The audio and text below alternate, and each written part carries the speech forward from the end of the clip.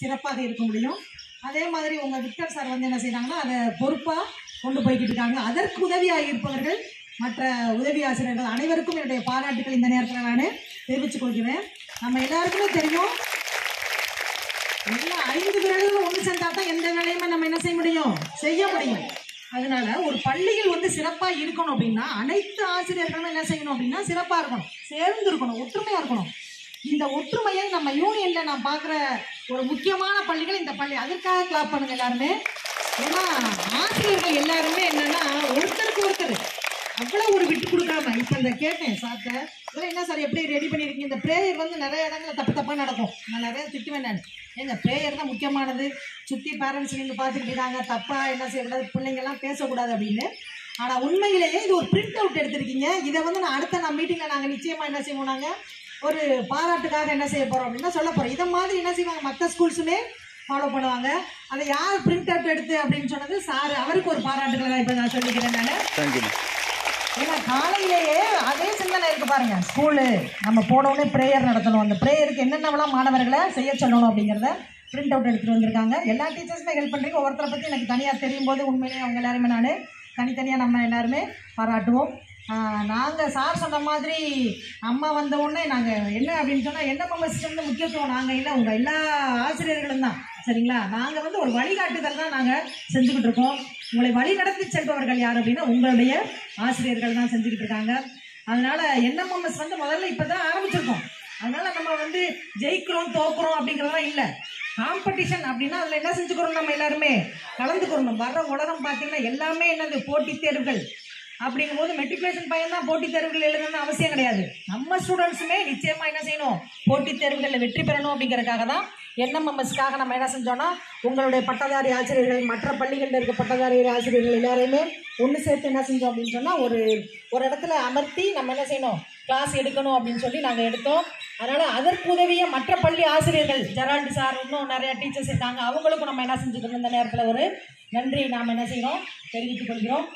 இன்னொன்று உங்கள் ஸ்கூலை பார்த்து எனக்கு என்ன ஒரு சந்தோஷம் அப்படின்னா எல்லாருமே என்ன பண்ணியிருக்கீங்கன்னா யூனிஃபார்ம். வெரி குட், வாழ்த்துக்கள்மா டீச்சர்ஸுக்கு. ஏன்னா சில ஸ்கூலில் பார்த்தீங்கன்னா பாதி பேர் அதாவது சட்டை டவுசர் கரெக்டாக இருக்கா இல்லையா அது பிரச்சனை கிடையாது. சரிங்களா? அதை என்ன செஞ்சுருக்கீங்க, நீங்கள் சுத்தமாக துவைச்சாவில் என்ன செஞ்சுருக்கீங்க, நீங்கள் எல்லாருமே போட்டுட்டு வந்திருக்கீங்க. ரொம்ப பாராட்டுகள். ஏன்னா பாதி ஸ்கூலில் பார்த்தீங்கன்னா பாதி பேர் என்ன செஞ்சுருப்பாங்க, யூனிஃபார்மே போட மாட்டாங்க. டெய்லி என்ன செஞ்சுருக்கணும், கரெக்டாக யூனிஃபார்ம் போட்டுறணும். சரிங்களா? ஸ்கூலில் கொடுக்குறது 10 10 அதை பற்றி நம்ம யோசிக்கக்கூடாது. வீடுகளில் பேரண்ட்ஸு இந்த டீச்சர்ஸ் கொஞ்சம் என்ன பண்ணுங்க அப்படின்னா உங்கள் பேரண்ட்ஸ்கிட்ட நீங்கள் சொல்லி என்ன செய்ய சொல்லுங்கள், அடுத்து தைக்க சொல்கிறது என்ன செய்யணும் அப்படின்னா யூனிஃபார்ம் தைக்க சொல்லிடுங்க. சரிங்களா? எந்த விசேஷம் வந்தாலுமே என்ன செய்ய யூனிஃபார்ம் அதான் நம்ம டெய்லி போடுறது. கலர் ட்ரெஸ் என்றைக்கோ ஒரு நாளைக்கு போடுவோம், அதை நீ போடுறதுக்குள்ளே அதை என்ன செஞ்சிடும், நீ பெரிய ஆள் ஆயிடுவா, ட்ரெஸ்ஸு சிறுசாக போயிடும். அதனால் எல்லாருமே என்ன செய்யணும், பெரிய பிள்ளைகளும் சரி சின்ன குழந்தைகளும் சரி யூனிஃபார்ம் என்ன செய்யணும், தைக்க சொல்லிடுங்க. சரியா? அதனால் அது சிறப்பாக போய்கிட்டு இருக்கு. உங்கள் எல்லாருக்குமே எங்களுடைய வாழ்த்துக்கள். சார் சொன்ன மாதிரி டீச்சர்ஸ் எல்லாருமே இப்போ வந்து கல்வித்தரம் வந்து ரொம்ப மாறிக்கிட்டே போய்கிட்டு இருக்கு. எல்லாம் டிஜிட்டல் மயமாக போய்கிட்டு இருக்கு. இன்னும் நம்ம அந்த காலம் மாதிரியே என்ன செய்யக்கூடாது, நம்ம இருக்கக்கூடாது, சார்ட் பேப்பரில் படம் வரையக்கூடாது. எங்களுக்கு மீட்டிங்லேயே சொல்லியிருக்காங்க அந்த ஸ்கூல் எந்த ஸ்கூல்ஸ்லையுமே அது இருக்கக்கூடாதுன்னு சொல்லி.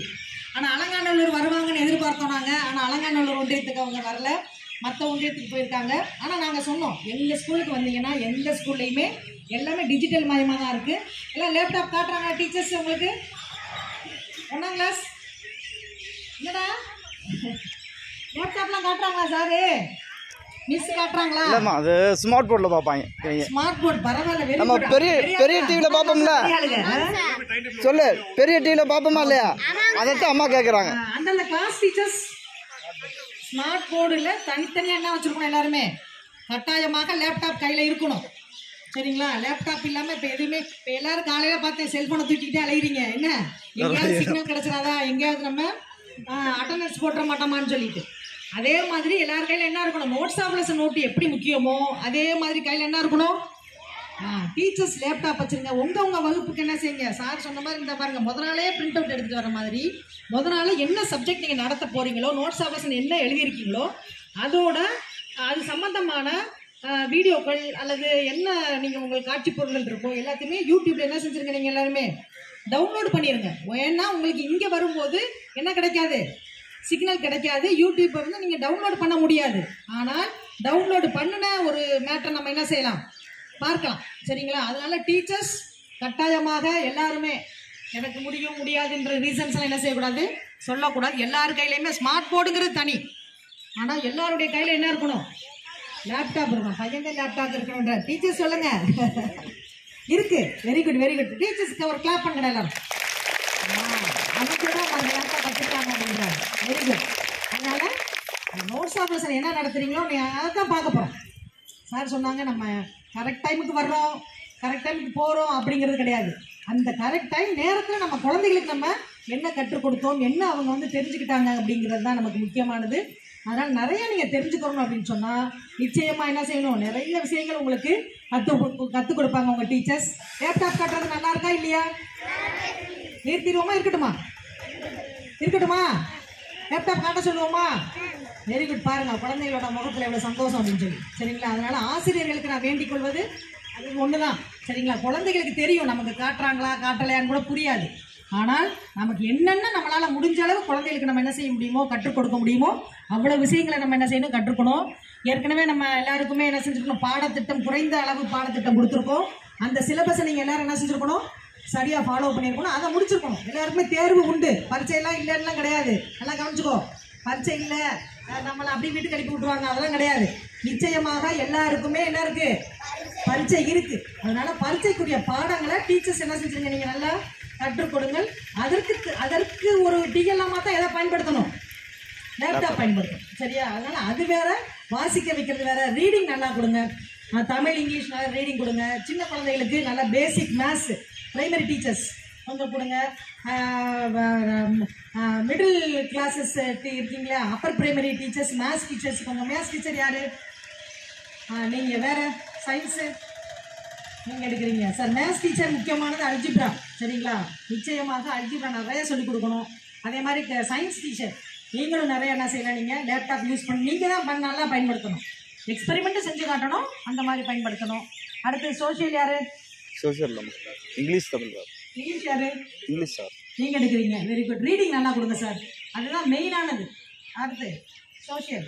சோஷியல் அந்தந்த கிளாஸ் டீச்சர்ஸ், அந்தந்த கிளாஸ் டீச்சர்ஸ் எடுத்துக்கிறீங்க. நீங்களும் என்ன செய்யணும், அதுக்கும் நிறையா இதெல்லாம் என்ன செய்யணும், நீங்கள் பயன்படுத்தி பாடப்பொருளை என்ன செய்யணும், நீங்கள் அவங்களுக்கு சொல்லிக் கொடுத்துருங்க.